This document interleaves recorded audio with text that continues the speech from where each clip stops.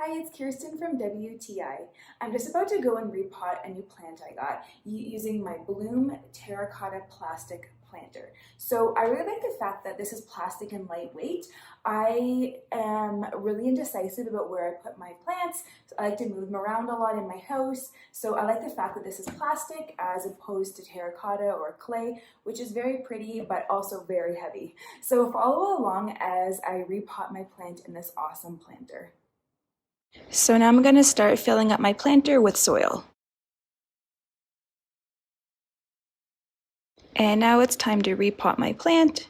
As you can see, I don't have a green thumb. I don't really know what I'm doing, but I'm going to fill around the plant with some extra soil.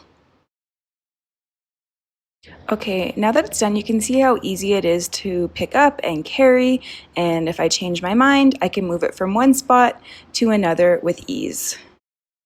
So I love my new planter. I think it's perfect. I think it's nice and lightweight, and I feel like it's super durable. It's something that I'm going to have in my garden for a long time, and that's my point of view.